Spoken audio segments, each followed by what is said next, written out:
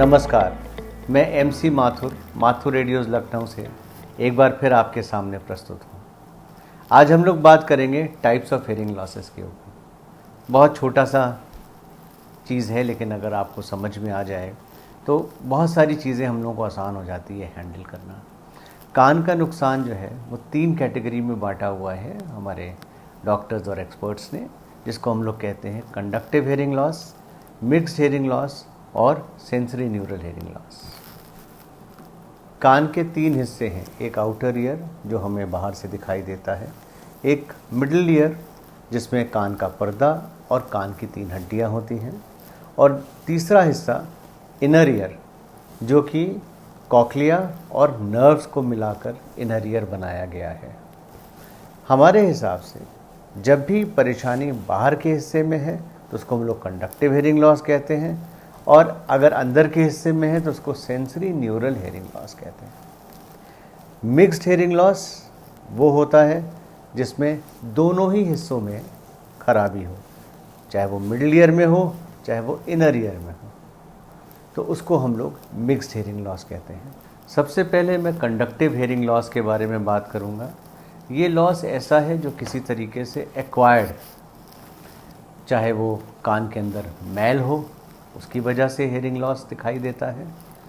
कान के पर्दे में छेद हो, कान का पर्दा डिफेक्टिव हो उसकी वजह से लॉस दिखाई देता है, या कान के पर्दे के आगे जो 3 हड्डियां हैं जिसको हम लोग मेलस, इनकस और स्टेपीज कहते हैं, उनमें अगर कोई प्रॉब्लम हो तो उसको हम लोग कंडक्टिव हेयरिंग लॉस कहते हैं। जहाँ तक हम लोग जानते हैं, कंडक्टिव हेयरिंग लॉस का जितना भी ट्रीटमेंट है वो हमारे ENT डॉक्टर्स बाखूबी कर सकते हैं, कहीं कोई दिक्कत नहीं, और आपको इस प्रॉब्लम से परमानेंटली इलाज मिल सकता है और आप ठीक हो सकते हैं। तो मेरे हिसाब से इस तरीके की कोई भी प्रॉब्लम अगर आपकी डिटेक्ट होती है कान की जांच के बाद,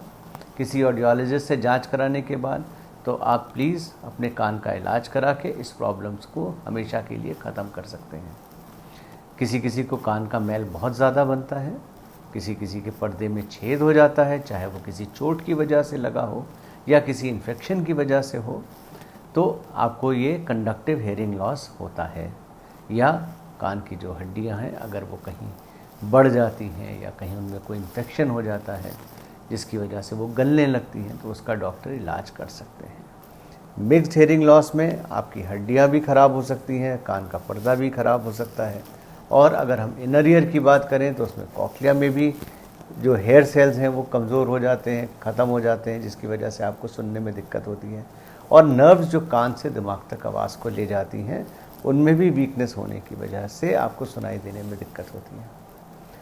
मिक्स्ड हेयरिंग लॉस एक थोड़ा सा कॉम्प्लिकेटेड है, लेकिन इसमें भी हम लोग कोशिश यही करते हैं कि डॉक्टर ही आपका इलाज करे, पहले एक बार वो कान को ठीक कर ले, फिर उसके बाद किसी ऑडियोलॉजिस्ट से मिलके कान की जांच करके, और तब फिर हम लोग प्लान करें अगर हेयरिंग एड की ज़रूरत है तो। सेंसरी न्यूरल हेयरिंग लॉस ये हमारे लिए बहुत इम्पॉर्टेंट है, क्योंकि ये एक ऐसा एरिया है जहाँ पर नॉर्मली जो दिक्कतें होती हैं वो कॉक्लिया की होती हैं, या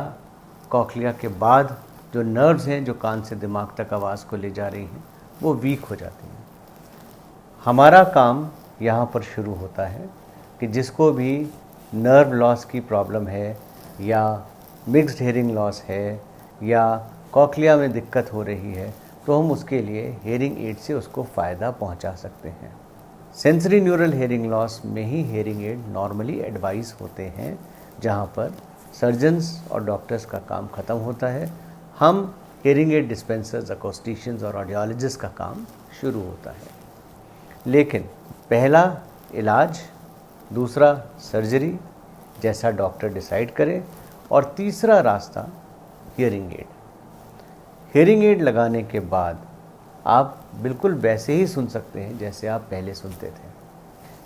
हियरिंग एड हमेशा आखिरी रास्ता हो सकता है, कभी पहला नहीं।